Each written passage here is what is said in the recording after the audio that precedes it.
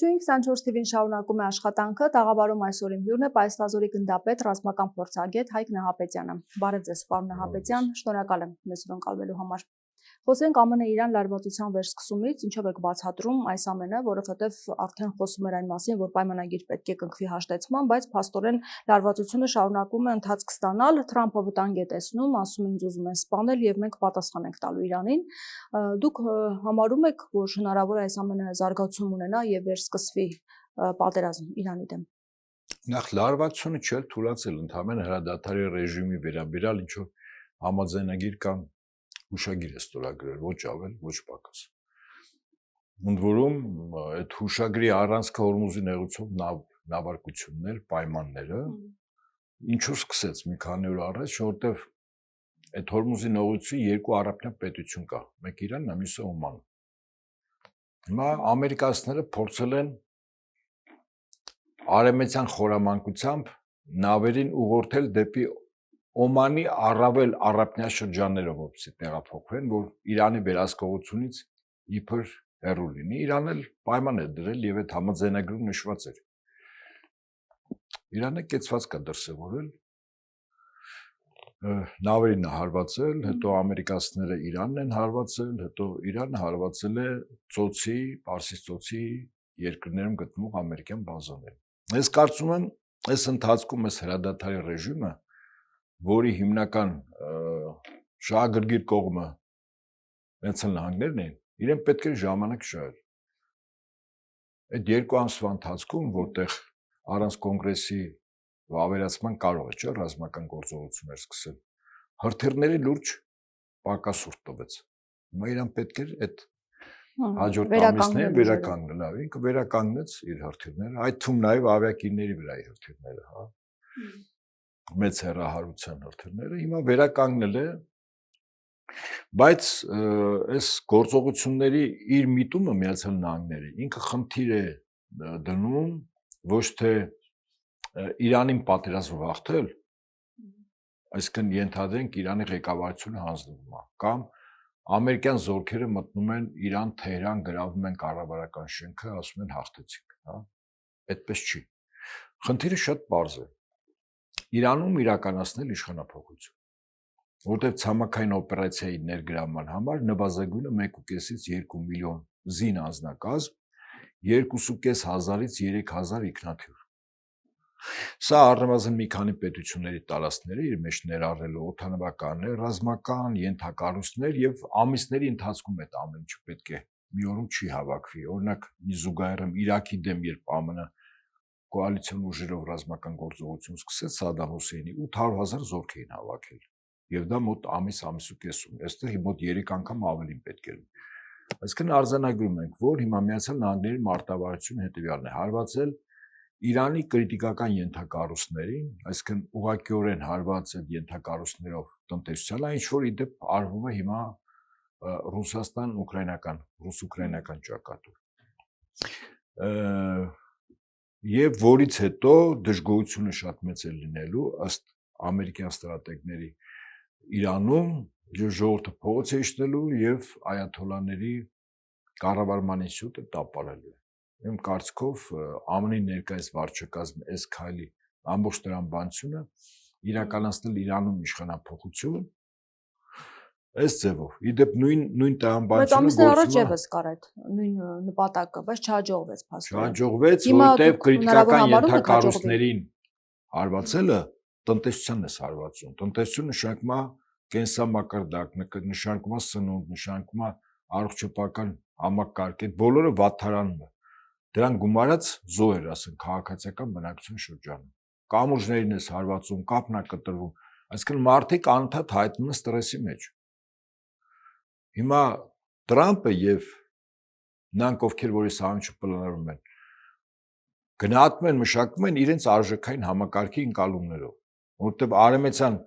արժեքային համակարգով, այդ թվում նաև մարտի դաշտում, եթե իրեն գնահատում են, որ հակառակորդ ենթադրենք 5 անգամ թվականակով իրենցից շատ է, 3 անգամ էլ տեխնիկան ավելի շատ է, իրենք չպատերազմից չեն մտնում հիմնականում։ Ասում են մենք հանձնում ենք, դուք ուժեղ եք։ Արևելքը ուրիշ է, այդ արևմուտքի տրամաբանությունն է։ Արևելքը ասում է մինչև վերջին մարդը կռվելու։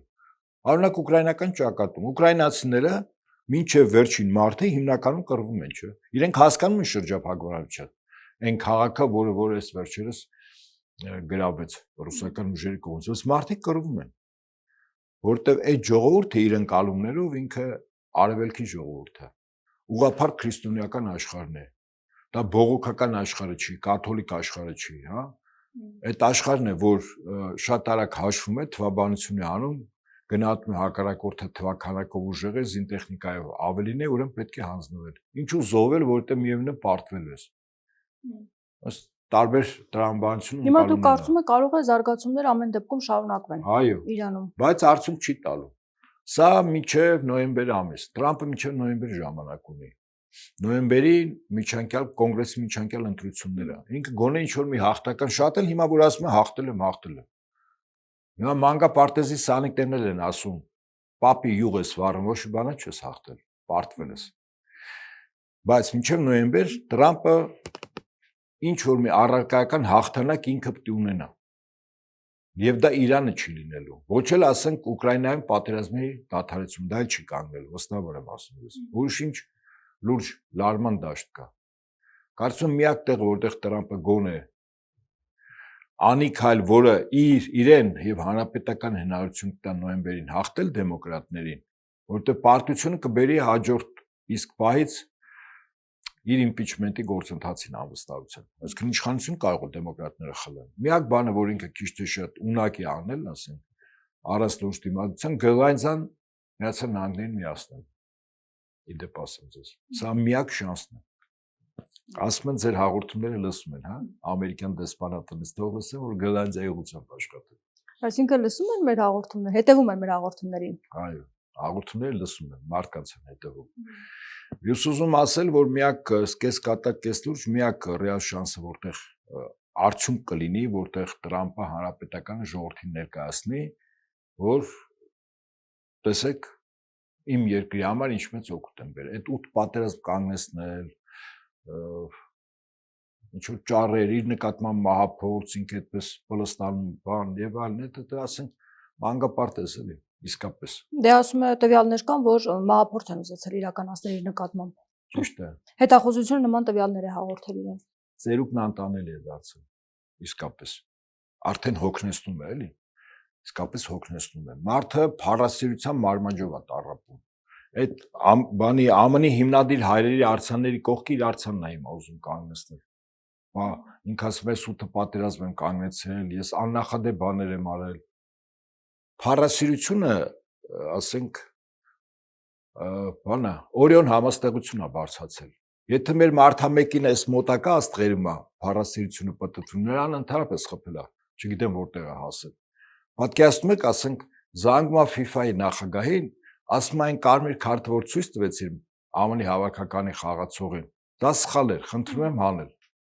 Չէ, բայց ինքը ասում է, չեմ ասել, ես ընդհանրապես իրազեկել եմ այդպիսի բան, հո չեմ ասել ականջներդ կկտրեմ, վաղ կձերբակալեն եւ արագ այդ կարմիր քարտը վերացրու։ Բայց FIFA-ի նախագահը ստիպված որոշում է կայացում, որ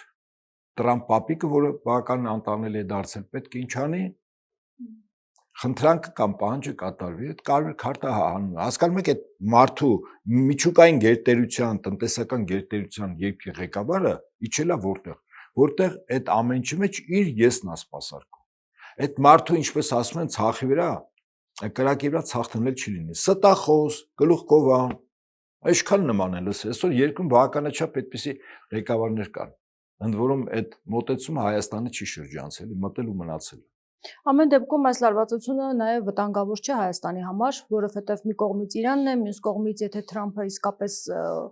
վտանգավոր իրավիճակում է եւ հնարավոր է նա չվերընտրվի նոյեմբեր ամսին, ինչպես դուք եք ասում, նաև Թրամփի ուղու հետ կապված, որովհետև ամբողջ պայմանագրերը հենց նրա հետ է կնքված եւ բացի Թրամփի ուղի է հենց կոչվում։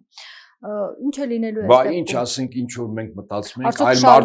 այլ մարդու անունով կլներ, միայն Տրամփի անունով։ Հեսա երկիր մոլորակի անունել են փոխելու, Տրամփի մոլորակ են ասելու։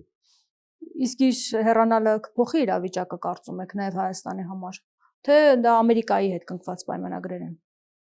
Ասեմ այսպես, իրավիճակը կամ աշխարհը միաբևեռ է լինելու մեկ գերտերություն, մագա շարժումը արդյունք է տալիս,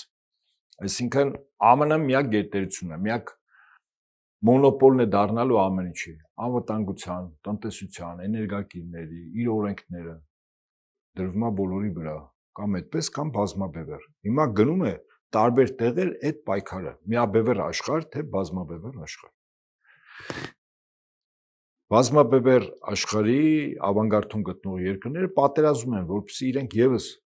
արևի տակ տեղ ունենան այնքանում, որքանով որ ԱՄՆ-ի խաղի կանոններով չապրեն։ Նրանց չարժեքներով իրենց ժողովուրդները չապրեն։ Իսկ ԱՄՆ-ում համատարած չարժեք է, էլի ոչ թե արժեք է։ Եվ ըստ այդմ այդ ավանգարդում գտնող երկրներից մեկը Ռուսաստանն է, մյուսը մեր հարևան Իրանը, մյուսը Չինաստանը։ Մյուսը այն Եվրոպան, որը վաղն է գալու, իդեպ ասեմ, որտեղ ապագա կա, այդ նոր Եվրոպայի ապագան կա, ասենք Մարի Լպենի եւ Ֆրանսիան է գալու, ենթադրենք, հա, կամ այլընտրանք Գերմանիայի համար կուսակցության առաջնորդի Գերմանիան է գալու։ Սրանք բոլորը մեծ հաշվով գլոբալիստների նշանակածներն են, էլի։ Եվ իրենց է պետք պատերազմներ։ Կարծում եք այդ իշխանափոխությունները բերելու են ավելի մեծ պատերազմների եւ լարվածությունը երկրում շարունակվելու է։ Ես կարծում եմ, որ եթե ԱՄՆ ներկայիս վարչակազմը մնալու է, նոյեմբերին խնդիրներ չունենալու եւ իր պաշտոնավարումը եւս 2-3 տարի ոնց որ ժամկետով վարելու է, ապա ինքը համակերպվել է մի երողության հետ, որ աշխարհի բազմաբևեռ է, ինքը ընդհանրապես բևեռներից մեկն է, հզոր բևեռ, երևի թե ամենայն հավանականությամբ իր արևմտյան կիսագնդում տեր ու տնօրինություն տանի, բայց ոչ բոլորի վրա ինչպես ցանկալա։ Եվրասիական տարածքում բազմաթիվ պետություններ կան, որոնք քաղաքակրթություններ են ներկայացնում։ Այդ երկրները իրավունք ունեն իրենց արժեքային համակարգով, իսկ քաղաքակրթությունը առաջին հերթին արժեքային համակարգն է, հա։ Լավ ու վատի, չար ու բարի իրենց ընկալումները։ Կա, ասենք, Հնդկաստանում հինդուիզմի հենքի վրա իրենց գաղափարախոս, Չինաստան ունի կանֆուցիականության հենքի վրա իրենց արժեքային համակարգը, կա իսլամ աշխարհ, մահմեդական, հիմնականում սուննի եւ շիա ուղղվածություններով, չէ։ Կա քրիստոնյա աշխարհ, ուղղափառ քրիստոնյա, կաթոլիկ քրիստոնյա, բողոքական քրիստոնյա։ Ուզում ասել, մեծ հաշվով աշխարհի ապագա զարգացումը պետությունների այս բազմազանության մեջ ալնելու եւ յուրաքանչյուրը, ասենք, իր արժեքային համակարգով իրավունք ունի գոյատևել։ ԱՄՆ-ն ասում է, չէ, ես անում եմ այնպես եւ դու բոլորը այդպես ապրեք։ Չէ, այդպես չի։ Եվ հիմա այն արյունը, որը թափվում է, ցավոք Ուկրաինայում օրինակ հիմա գնում է քաղաքացիական պատերազմ, իրականում։ Եղբայրը եղբոր դեմ է պատերազմում։ Մեծագույն ողբերգություն է։ Նույնիսկ անգամ մենք չենք էլ պատկերացնում, զուտ բառեր ենք ասում։ Դա եղբայրը եղբոր դեմ է։ Եվ ըստ այդմ Ուկրաինան գործիք դարձավ արևմուտքի ձեռքին։ Գործիք։ Եվ դուք կանխատեսում եք, որ երկարելու է պատերազմը։ Ես կարծում եմ, որ Ուկրաինայի պատերազմում Ռուսաստանը կոնկրետ խնդիրներ ունի, քանի դեռ այդ խնդիրները մարտի դաշտում ինքը չի լուծել, պատերազմը չի կանգնելու, անկախ նրանից Տրամպն է միջնորդ, որից այլ երկրի նախագահ Տրամպի հաջորդն է։ Ռուսաստանը հստակ խնդիր, ես կարծում եմ այսպես, Ռուսաստանը առաջին հերթին Դնեպրի աճ ու ձախափերը ամբողջովին պետք է իրենը լինեն, ընդ որում ձախափում բուֆերային գոտի, ես կարծում եմ այդ 3 շրջանների մասն է խոսքը, բացի այն 4 շրջանները, որը Պետդուման դարձել է Ռուսաստանի դաշտության սուբյեկտ։ 3 շրջանները Խարկով, Դնեպրոպետրովսկ, Սումա։ Եվ եւս 2 շրջան Ռուսաստանը իմ կարծիքով խնդիր ունի անպայման իր վերահսկողության ներքո անել եւ Ուկրաինային կտրել Սև ծովից, խոսքս Օդեսայի եւ Նիկոլաևի մարզերի մասին է։ Առավելս, որ Օդեսայի մարզը միակ մարզն է, որը թույլ է տալիս, որ Ռուսաստանը Օդեսայի մարզով ունենա ցամաքային կապ Մոլդավիայում գտնվող Մերզդենեստրի Մոլդավական Հանրապետության հետ։ Սա միակն է։ Իսկ այնտեղ 400,000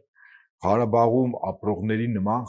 շրջափակման մեջ անկլավ ապրում են մարդիկ, ռուս, ռուսախոս եւ մի մասն է Ռուսաստանի քաղաքացի։ Ռուսաստանում սա շատ կարևոր է, հա, կենսական է։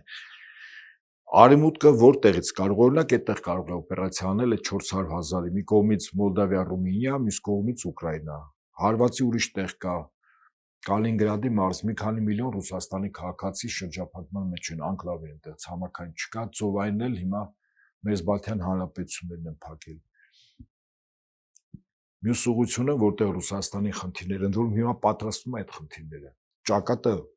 փորձ արվում Ռուսաստանի եւ արևմուտքի բախման ճակատը մեծացնել, որտեղ արդեն Ռուսաստանը ավելի շատ ռեսուրսներ չէ պետք է տրամադրի, շատ ռեսուրսները արդեն զորակոչ է, եթե զորակոչ է արդեն պատերազմ է, եթե պատերազմ է արդեն լրիվ այլ խաղականներ, որտեղ հիմա Ռուսաստանը հատուկ ռազմական գործողություն է, չէ, այնտեղ զորակոչ չկա, ժամկետայինները չեն գնում մարտի դաշտ, հա, պայմանագրային կամավորներն են գնում։ Մյուսը Միջին Ասիան է, Ղազախստանի սահմանը, Ղազախստանի հետ այդքան ջերմ հարաբերությունները արևմուտքի հետ ինչ նպատակ ունեն, 7600 կիլոմետր անպաշտպան սահման Ղազախստան-Ռուսաստան, դուք պատկերացնում եք, եթե այդտեղ մի քանի միլիոն ահաբեկիչներ, ասենք Լիբիայից, ասենք Սիրիայից, Գազայից, Թուրքիայից տեղափոխվեն, Իրաքից տեղափոխվեն դեպի Ղազախստան, իսկ ինչպես են տեղափոխվելու, բերվելու են Թուրքիա, Թուրքիայից Նախիջևանով, Հայաստանով դեպի Ադրբեջան եւ Ադրբեջանից Կասպից ծովով տեղափոխել Ղազախստան։ Սա արդեն խնդիր է։ Այստեղ մենք արդեն այս process-ների մեջ ենք, հա, ներքաշում։ Եվ մյուս կողմից էլ, ասենք, ճակատ Հարավային Կովկասում, այստեղ խնդիրը ինչ է, որ իմ նշած վայրերում անպայման ռազմական գործողություն լինի։ Խնդիրն նա է, որ եթե դու պոտենցիալ տեսականորեն խնդրեմ ես ստեղծում հակառակորդի համար, զորք ես բերում կենտրոնացնում, ինքը ստիպված եւս այդ զորքի դիմաց զորք է չի կանգնացնում։ Օրինակ այդպես 1941-45 թիվ Թուրքիան մի քանի տասնյակ դիվիզիա խորհրդային Հայաստանի, խորհրդային Վրաստանի մոտ զորք է չէ բերել։ Ռուսաստանը ստիպված է զորքերը որ չմտնեն խորհրդային միության տարածք Հայաստանով եւ Վրաստանով բերեց մի քանի տասնյակ դիվիզիա այստեղ կանգնացրեց, չէ։ Այսինքն ուժերի ապակենտրոնացում ար, որ հիմնական հարվածային ուղղությունը թուլանա։ Հիմա արևմուտքի ամբողջ խաղը ինչի մասին որ հիմա արվում է, վերաբերում է այդ աշխարհագրությունը բախման մեծացնել եւ Բելարուսին ներքաշել պատերազմի մեջ, այս Բելարուսի շուրջ պատական չէ այս լարումները։ Եվ հետո դրան գումարած հարված նավթավերամշակման գործարանների պահոստները, ռեզերվուարները, հիմնականում որ շաբաթներով երկնքում ամպերը կապել։ Ռուսական կողմը հիմա համարժեք է անում, որքան լիցքավորման, բենզինի լիցքավորման ուրեմն կանոններ կան նավթավերամշակման գործարանների պահոստներ, բոլորին հարվածում է, որ ուկրաինացին եւս տեսնի, որ վիճակը այնքան էլ լավ չէ, որտեվ երբ որ հարվածում են ռուսական կողմին, չէին հարվածում այդ գործարաններին, գործարանների կողք այդ պահոստներին մշակված կամ անմշակ նավթին, հա, որը բռնկվում էր ու մի օրում ոչ հանգցնի դա, չէ, հսկայական տարածքներ տարաներ։ Իսկ դա շաբաթներ նշանակում է, որ ռուսը կամ Ռուսաստանի քաղաքացին առավոտ աչքը բացում տեսնում էր ինչը, այդ ամպը, երեկոյան պարտում էր ամպը։ Այսօր ոնց Ուկրաինան եկել է, պատերազմ եկել է այն տանմոտ, սա էլ պատական չի արվել, որտեղ սեպտեմբերին հիմա ընտրություններ է, չէ, Ռուսաստանում։ Եվ ի դեպ շատ արևմտամետներ կանխատեսում են, որ իշխանապողություն կարող է լինել, հաշվի առնելով այն տնտեսական ծանր խնդիրները, որի առաջ կանգնած է։ Նաև առելիքի առումով Ռուսաստանը։ Տնտեսական, չէ, եկեք այսպես, դա հիմարություն է առնվազն, տնտեսական խնդիր չունի, որտեղ Ռուսաստանում տնտեսական աճը այս պահին միջազգային գնահատական ոչ թե ռուսական ավելին է, քան եվրոպական ցանկացած երկրի, սկսենք սրանց։ Բենզինի խնդիրը արհեստական է։ Վստահեցնում եմ, բենզինի խնդիրը իշխանապողության համար գործիք է Ռուսաստանում։ Այնպես ինչպես 1917 թվականին, որպեսզի Սանկտ Պետերբուրգում փողոց գեներացնեն, մարդկանց փողոց անեն։ Այն ժամանակ էլ չէ Ռուսաստանը պատերազմի մեջ առաջին համաշխարհային ինչ արեցին։ Մի օր մի շաբաթ սև հաց խանութներ չտան, հատուկ չտան, հացը կար։ Մարդիկ ընդվզեցին դուրս եկան փողոց, իսկ 6-րդ շարաշուն, այսինքն իշխանության լուրջ պաշտոններ զբաղեցնող անձինք, որոնք Բրիտանիայի կողմից մի մասը հավաքագրվել են, մի մասին համոզել են, որ ճիշտը Նիկոլայ II-ի հրաժարականն է։ Այդ 6-րդ շարաշունն էլ այդ թունայր Նիկոլայ II-ի զարմիկները, երկու զարմիկ իր դեմ են։ Ասի Նիկոլայ II-ին հրաժարական տուր, տես ժողովուրդը փողոց է իջել։ Հիմա այս բենզինի օպերացիայի իմաստը ժողովրդին փողոց անելն է, իդեպ ասեմ։ Եվ այս այն ամիսներն են, Ռուսաստանում եւս նպատակա իշխանապողության։ Այո, այս պահին գործընթաց է գնում հիմա։ Այդ գործընթացը Ռուսաստանում հիմա գնում է, առարկական է գնում գործընթացը։ Եվ պատականորեն Ռուսաստանը Եվրոպայի մասնավորապես։ Այո, Ռուսաստանը պատական չի, չէ՞ որ վառելիքի արտահանումը ամբողջովին արգելեց։ Ավելին, ինքը նավթ է վաճառում, օրինակ Հնդկաստանին հիմա ինքը մշակված նավթ է, ասենք բենզին կամ ավիակերոսին է գնում, հա։ Եվ նպատակը Ռուսաստանում իշխանապողություն իրականացնել է, որտեղ սեպտեմբերին ընտրություններ 1.5 ամիս առաջ շուտով արդեն քարոզությունը ինտենսիվ փուլ է մտնում, այսինքն մարդիկ ակտիվանում են, չէ՞, հասարակական կառույցները, կուսակցությունները եւ այլն, հույս կա, որ այս դժգոհության ֆոնի վրա ասենք մարդը կամ չի գնա ընդհանրապես, կամ եթե գնա Միացյալ Ռուսաստան կուսակցությանը ձայն չի տա։ Բարձր եմ ասում, այսինքն ընտրություններով իշխանությունը պարտվի, ընդ որում ամիսներ պատահական չեն ընտրել։ Այս 1-2 ամիսը ամենաշատ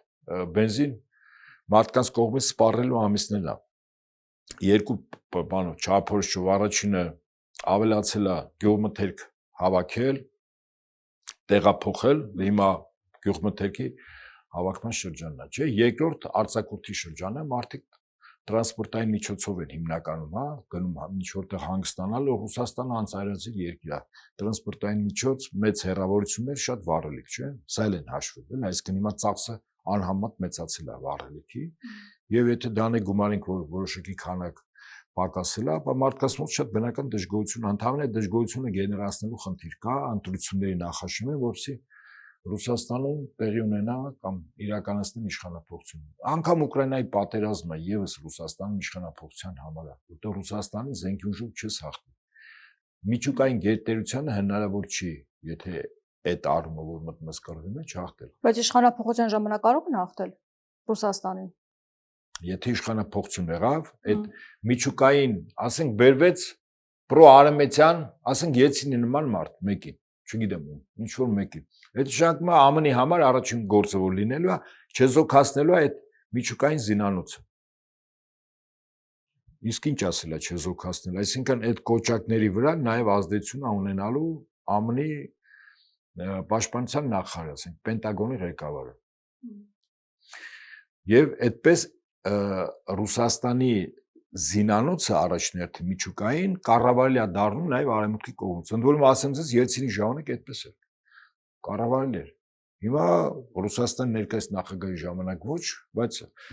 այնպես չի, որ ասենք Ռուսաստանը այս պահին պետք է մասնատվի, բոլոր քաղցած լինեն եւ խնդիրը կառավարության դաշտում է։ Թալանել եւ կառավարել։ Ընդեր կա, հատուկ մետաղներ կան, չէ՞։ Ռուսաստան նոր ոտքի է կանգնում։ Այս սանկցիաների պատժամիջոցների հետևանքով ինքը իր ներքին ռեսուրսների միջոցով կարողացավ, օրինակ, սա եզակի բան է, քաղաքացիական ինքնաթիռներ արտադրել սկզբից մինչև վերջ, այսինքն առանց որևէ օտար մասի։ Սա արտադրող տնտեսության համար ցուցիչ է, ինքնաթիռաշինությունը դա լավագույն ցուցիչն է, հա։ Եվ ես ասում եմ, Ռուսաստանը աշճանաբար ոտքի է կանգնում։ Հիմա արևմուտքին ձեռ չի տալիս, որտեղ իր համար մրցակից է։ Ռուսաստանի հարցերը լուծեցին, ձեզ վստահեցնում եմ, Չինաստանը շատ արագ հանձնվելու է։ Դուք Չինաստանի տնտեսական հզորության չխաբվեք։ Չինաստանը Էսպանիա, Ռուսաստանի միջուկային հովանոցի ներքո է գտնվում, դրա համար ինքը այդպես տնտեսության պատճում է։ Եվ այդ առումով Չինաստանը, Ռուսաստան կա լուրջ համագործակցություն նաև տնտեսական ոլորտում։ Իդեպ Թուրքիա-ԱՄՆ հարաբերությունները որ փուլում են F-35 կործանիչներ գնելու ցանկություն ունի Թուրքիան, ինչ է լինելու։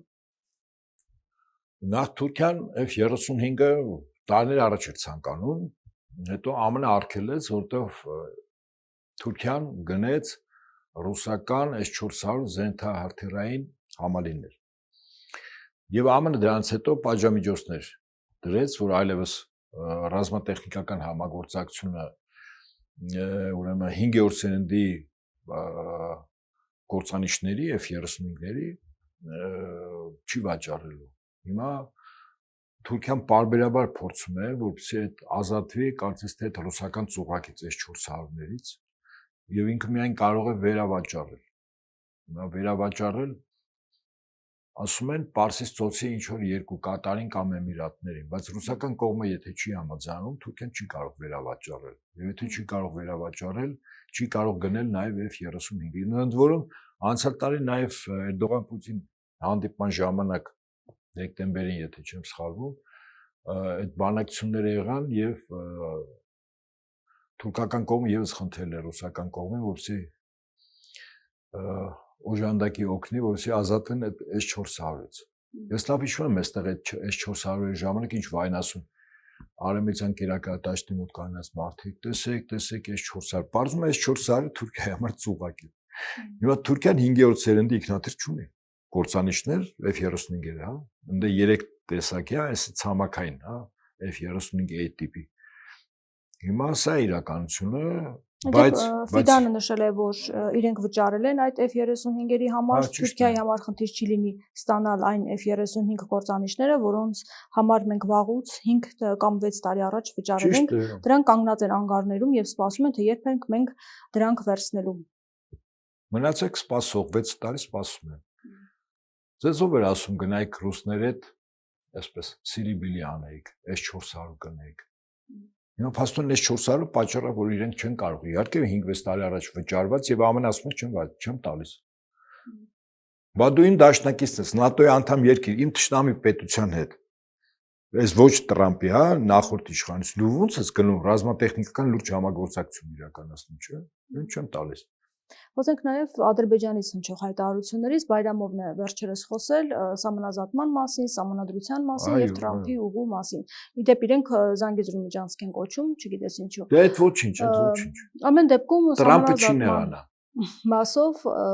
ասում է, որ կան գյուղեր, էքսկլավներ, որոնք պետք է տրվեն։ Փաշինյանն ասում է, դուք չգիտեք, որ կան խնդիրներ, որոնք պետք է լուծվեն։ Ճիշտ է, հիմա հստակ որոշում չկա, թե որն ենք տալիս, ինչ ենք անում, բայց խնդիրը առկա է, որոնց մասին ես վաղուց խոսել եմ։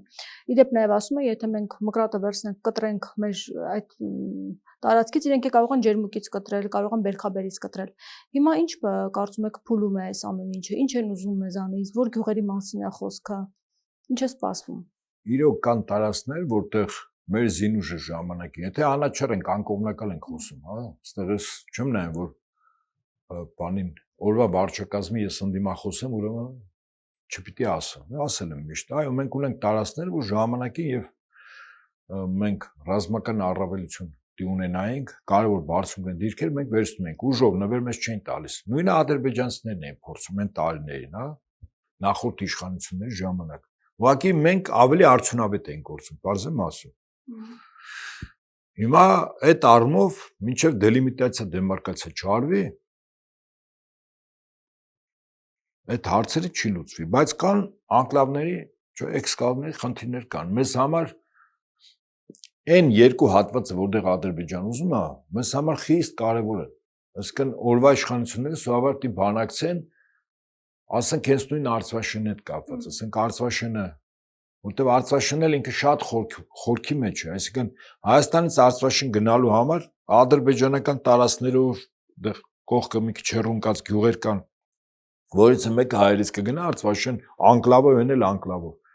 Բայց այն ինչ որ Տաուշի մարզում է, Բերքաբերի կողքը, ասենք, մյուսը Երասխի կողքը։ Նախիջևանի կպած է այդ Տիգրանաշեն կամ Քյարքին։ Դե անկլավի խնդիր չկա ադրբեջանցի, որ գալու է այդտեղ, բայց փոխանը Հայաստանի միջպետական ճանապարհն է կտրվում։ Իդեպ այդ Քյարքի հետ կապված մինչև հիմա այդ տարածքները սեփականության իրանք չունեն, նախկինում էլ չունեին, այսինքն կա սեփականություն, կադաստրը թող չի տալիս։ Գիտեք ինչ է նշանակում, որովհետև քո պետության տարածքը չի։ Նախկինում էլ կար եւ հիմա նույն գործը շարունակվում է։ Այսինքն եթե գնալու է սահմանազատում, սահմանագծում, իհարկե, այնտեղ որտեղ մենք ենք որոշակի առաջխաղացում ունեցել, որը միջև հիմա կա, որտեղ ադրբեջանցիները ում տիարվի։ Բայց արդյոք իրենք հետ կքաշվեն, իրենք այդ մասին չեն խոսում։ Հիմա այդ սահմանազատման արդյունքում արդյոք իսկապես երկկողմանի կլինի այդ ամեն ինչը։ Թե միայն Հայաստանն է։ Բայց կարող են պատասխանել Ալիևի տեղի հետ։ Դե օրինակ մենք իրենց հայտարարությունները ես կարող եմ ենթադրել, որ իրենք չեն գնա։ Հա, ես եւս այդ կարծիքի եմ, իրենք էլ չեն գնա։ Եթե մենք խոսում ենք արդարության ճիշտ մոտեցման պահին, այո, երկկողմանի իրենք էլ մեր տարածքներում վերցել են բարձունքների վրա մարտական հենակետ են ստացել, մենք էլ ենք արել։ Հիմա եթե իսկապես դրա համար պետք է մեկ միջնորդ երաշխավոր։ Եթե չկա այդ միջնորդ երաշխավորը կամ միջնորդ երաշխավորը կողմնակալ է, առ երևույթ միջնորդ է երաշխավոր, որ ամեն ինչ ըստ իրավունքի դաշտի կարելի։ Դե բայց երաշխավոր ոչ ոք չի ուզում կանգնել։ Որ Թուրքիան ուզում է, ո՞նց չի ուզում։ Թուրքիան, հա, ինչ, պետություն չէ։ Ասում եմ ես լինեմ երաշխավոր, բայց ինքը կողմնակալ երաշխավոր է, չէ՞, գոնե մենք դրա կասկած չունենք, չէ՞։ 44 օրյա շատ ճիշտ է, որտեղ 44 օրյա պատերազմը ինքն է վարել իր երրորդ դաշտային բանակի հրամկազմը շտաբի պետից մոտ 600 սպաստեղ մեր ճակատուն կռվել են։ Իրենք են կառավարիչներ եղել, ներառյալ մինչև գումարտակի հրամանատար։ Երրորդ դաշտային բանակը, ասենք, այն որ Ալիևը մեկ-մեկ հոգևորած որ ասում է կռվել եմ հաղթել, մի անգամ Էրդողանը հրապարակավ ատակեց, չէ՞։ Խոսքով Ալիևին, ասեց այդ պատերազմը մենք ենք հաղթել։ Մշ շատ էլ որ չենք ասում։ Եվ հետեաբար պետք է անաչար երաշխավոր, ով այդ անաչար երաշխավորն է։ Այն էլ այն ժամանակ, երբ որ աշխարհը տուրբուլենտ վիճակում է գտնվում։ Այսինքն մեկը մեկից խլել, մեկից տարածքներ, գոտկատերից ներքև հարվածել, գլխատել, գողանալ ղեկավարներին, չէ, անում են, չէ։ Այդ ամենը ինչ որ բարոյական եւ իրավական ուժով գնաց առևանգեց մեկ այլ պետության ինքնիշխան պետության ընտրված նախագահին Մադուրոին, այդ որ օրենքով արեց, որ օրենքով գլխատեց Իրանի ռազմական, քաղաքական եւ հոգեվոր ղեկավարներին սպանելով։ Առաջին ինքը հարձակվեց, չէ՞։ Ուր է բարոյականությունը, ով է իրավունքի ուժը, ՄԱԿ-ի կանոնադրությունը ուր են։ Չկա, չէ։ Հետեաբար ես այս օրինակները որ բերում եմ, ուզում եմ հիմնավորել, որ ոչ թե իրավունքն է ծնում ուժ, այլ իրավունքի ուժը չի, այլ ուժի իրավունքն է։ Իսկ ուժը կոնկրետ բիրտ գետնի վրա ռազմական ուժն է։ Հիմա քո հարևանը Ադրբեջանը եւ Թուրքիան մեզ ուղղակի թե անուղղակի պարտադրում են ունենալով ուժի տեսանկյունից առավելություն, պարտադրում են մեզ ինչ, որ իրենց պայմանները կատարենք, զորավարժություններ են անում։ Լայնածավալը այն խոսքը չի, նման զորավարժություն, որը աշխարհագրությունը Բաքվից մինչև իր հարավային սահմանը իջել։ Ինչու՞։ Բոլոր զորատեսակները ներգրավել են, ամբողջ զինտեխնիկան հանվել է, մեքենաների վրա այն նշանները, որով որ որոշակի խորհրդանշական նշաններ, նաև զորքերի ստորաբաժանումները եւ այլն հետ կապված այդ մեքենաները, տեխնիկան, տանկերը, զրատեխնիկա, այդ բոլորը հանվել է, ինչու՞։ Հայաստանի օրվա իշխանությունները ասում են, մենք խաղաղության մեջ ենք, պատերազմ չի լինի։ Ես ուզում եմ հասկանալ, որպես Հայաստանի քաղաքացի։ Հաշվետվություն է, դա ուրիշ բան չմտածեք։ Ադրբեջանին Փաշինյանը այդպես էր ասում։ Որ դրա համար հարձակող։ Հիմա իրենք որ զորավարժություն են անում, հարցնում են, մեզ ասում են, որ ուրիշ բան չմտածեք։ Բարով ձեզ։ Ավելին մեր զորավարժության ժամանակ նորմալ հարձակողական տեխնիկա անգամ արգելել էին, վախեցավ։ Տանկեր, մենք տանկեր ունենք։ Ունենք եւ ունենալու ենք։ Տանկը ինքը հարձակողական զինտեխնիկա է։ Ինչու՞ այդ զորահանդես կոչված կամ հաշվետվության ժամանակ չկար, որ հանկարծ ալեւի չասել ես ոնց դու ուզում ես իմ վրա հարձակվես, հասկանու՞մ եք։ Իսկ զորավարժությունները ինչ վտանգ եք դուք տեսնում։ Ուրեմն զորավարժությունների նախ զորավարժությունների իմաստը զորքերի մարտունակության ստուգումն է։ Այնտեղ տարբեր չափորոշիչներով, կրակայինով, ասենք հրամանատարաշտաբային զորավարժություն կարող է լինի, մարտավարական զորավարժություններն են, ռազմավարական, բայց ցանկացած զորավարժություն դա ուժերի որոշակի կենտրոնացումը ինչ-որ տարածքներում, ճիշտ է։ Այսինքն անձնակազմ եւ տեխնիկա իր զինամթերքով։ Զորավարժության անվտանգ ամբողջ սահմանում կարող է զորք բերեն։ Ասեն զորավարժություն են անում, այո, մեր զորավարժությունների պլանով, այո, Հայաստանի այդ սահմանին պիտի հայտնի հասենք 120,000-ից բանակ։ Մենք այդպես ենք պլանավորել։ Հետո ինքը պատտվելու է գնալու իր երման կետերը, զորամասերը։ Բայց մեկ էլ կարող է չգնա, չէ՞։ Օրինակ զորքերը բերලා քո սահմանը եւ հարձակման հրաման տա։ Վտանգը դա է։ Հիմա զորավարժությունները միշտ միջոց են օգտագործել զորքերի կենտրոնացման եւ պատերազմ կամ ռազմական ագրեսիա հարևան պետության վրա սկսելու։ Բայց ինչու պետք է ուզենա պատերազմ Ադրբեջանը։ Դա Ալևին պետք է հարցնել, ինչու պետք է ուզեն։ Ես չգիտեմ, բայց ես վտանգն եմ արձանագրում, գրանցում, որ ցանկացած զորք, երբ որ իմ սահմանի մոտ գալիս է, զորավարժության անվտանգ, որտեղ ուրիշ անվտանգ չեն, ոչ չեն ասելու տուրիստական արշավներ են կազմակերպում։ Կամ գալիս ենք Հայաստանում մի բաժակ սուրճ խմենք, թե խմենք, պտտվենք Երևանով հետ գնանք։ Հիմա զորավարժությունները չեն ավարտվել, զորքը հետ չի քաշվել այդ տարածքներից։ Ես չգիտեմ։ Իդեպ ասեմ ձեզ 44 օրից առաջ եւս զորավարժությունները ուշադրություն դարձրեք, եւ այդ զորավարժությունների անվտանգ զորքերի կենտրոնացում արեցին սահմանը։ Ես չեմ կարող գնահատել Ալիևը ինչ է պլանավորել, ավելի ճիշտ Ալիևը այստեղ պատերազմ սկսելու իրավունք իրեն որից մեկը չի տվել, անգամ Էրդողանին չեն տվել։ Ռուսաստանի համար պրոբլեմ ստեղծելու լավագույն ճանապարհը երկրորդ ճակատ բացելն է, որտեղ ինքը չի կարող չներգրավել։ Օրինակ մեկը Բելարուսիայում, ես Բելարուսիայի նկատմամբ քարոզչական տեղեկատվական ագրեսիվ կեցվածքը Ուկրաինայի եւ ոչ միայն ինչի համար է։ Վաղն մի քանի սադրանք կարող են իրականացնել, ասել Բելարուսներն են սկսել, ռուսների հետ միասին, հա։ Նույնը ստեղ կարող են անել, որովհետեւ Ռուսաստանի ստիպեն կամ ներաքաշվում, այս նոր ճակատում, կամ նահանջում է, եթե նահանջում է Ռուսաստանի վարկը համատարած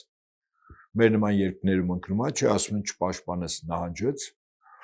Իսկ եթե պատերազմի մեջ է մտնում, լրացուցիչ լուրջ ռեսուրսներ չէ, ստեղ կգան։ Սա այն է, ինչ որ արևմուտքին պետք է, եւ իրենք ցանկանում են, որպեսզի Ռուսաստանին մի քանի ուղղությամբ ճակատներով հարվածներ հասցնեն։ Ես կոնկրետ նշեցի, օրինակ Կալինինգրադի ուղղությամբ, վտանգ կա Մոլդավիայի Մերձդնեստրի Հանրապետության ուղղությամբ, Հարավային Կովկասի ուղղությամբ, Միջին Ասիայի ուղղությամբ, բոլորը խնդրեմ են։ Շնորհակալ եմ Ես զրույցի համար։ շնորհակալ։ Զրուցում էի Պայստազորի գնդապետ ռազմական փորձագետ Հայկ Նահապետյանի հետ։ Շարունակեք մեզ հետևել։ Կհանդիպենք։